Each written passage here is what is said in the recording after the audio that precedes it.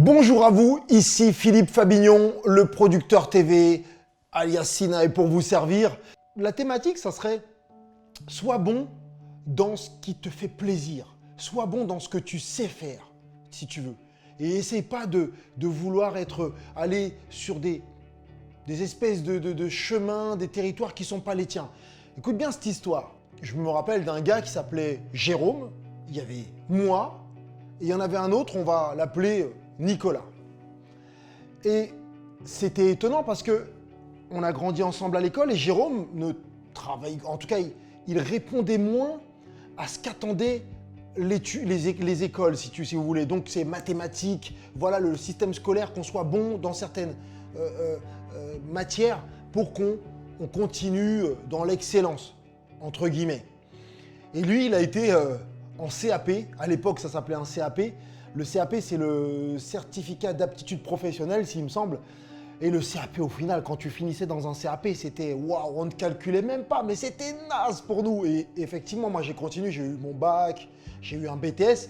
Et lui, Nicolas, a continué dans les grandes études. Et tu vois la trajectoire des différentes personnes, si tu veux. Et ce Jérôme, pour qui on se foutait de lui limite, on rigolait gentiment, si tu veux, on se charriait. Mais au final, il a continué le mec. Il a été dans sa chocolaterie, tu vois, chocolat. Le mec a eu un CAP, il a continué, il était bon, il est devenu bon dans son chocolat, le mec. Et il faisait du chocolat et c'était bon. Et tandis que moi, j'ai continué, je me suis arrêté, mais Nicolas, lui, est parti dans les grandes études. Je crois qu'il a été jusqu'à même bac plus 7, un truc dans le genre, mais des grandes études. Et au final, tu vois la trajectoire des deux et tu t'aperçois que les grandes études, c'est bien, certes. Ça a formé Nicolas à devenir quelqu'un d'assez docile et rentrer dans une grande entreprise à la Défense, dans un bureau, dans une petite cage, en haut d'une tour. Et au final, je vois maintenant la trajectoire de Jérôme, mais des années plus tard, qui s'est spécialisé dans son chocolat, qui était dans son petit truc dont on rigolait. Et au final, il est devenu tellement spécialiste dedans que c'en est devenu un expert, si tu veux, et reconnu dans son milieu. Et au final, il a commencé à monter une entreprise, une chocolaterie. Bam, la chocolaterie, elle explose. Quand je dis elle explose, en termes de chiffre d'affaires, en termes de gens qui venaient acheter. Et le mec, on sent que il fait ses choses de son propre chef, il devient entrepreneur, quoi. Il se débrouille par lui-même. Alors que l'autre, Nicolas, qui fait des grandes études, si tu veux, il se débrouille par lui-même, mais il a une hiérarchie. Il rentre dans une espèce de système hiérarchique. Peu importe, je ne suis pas à critiquer l'un ou l'autre. Si tu as envie d'être dans des bureaux comme Nicolas, ça c'est toi qui vois. Ou si tu veux devenir entrepreneur comme Jérôme, c'est aussi toi qui vois. Je te donne simplement, moi, ce que je vois, ce que je constate et la morale de l'histoire.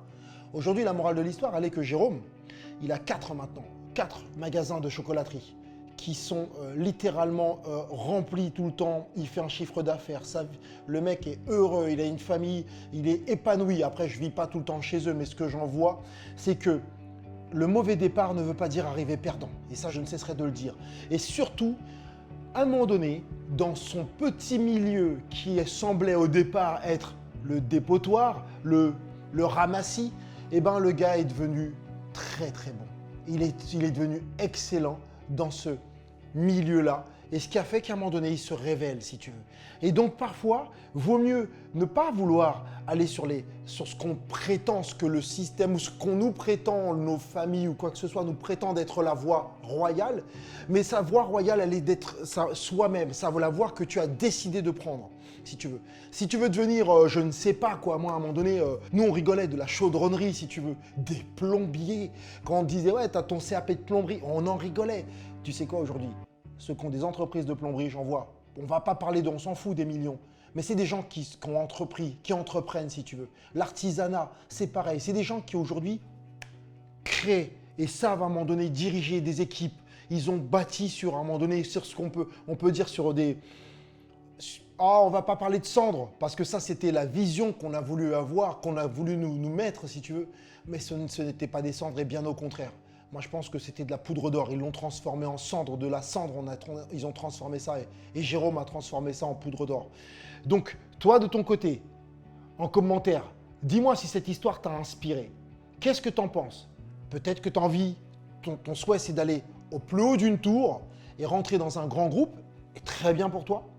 Ou peut-être que toi aussi, tu t'es mal engagé si tu veux dans ce système scolaire, mais aujourd'hui, c'est pas la fin. C'est pas la fin. Tu peux créer, devenir un expert, d'accord? Tu peux devenir un expert. Ça ne dépend que de toi. Donc, si tu as aimé, bien sûr, ce que je viens de te dire, si tu es d'accord avec moi, mets un pouce bleu, laisse-moi un commentaire. Bien entendu, clique sur la cloche pour avoir les nouvelles vidéos. Et surtout, abonne-toi, parce que je cesserai de le dire. On essaye de créer une communauté. On est tous ensemble. Et le chemin, c'est là-bas. Ciao!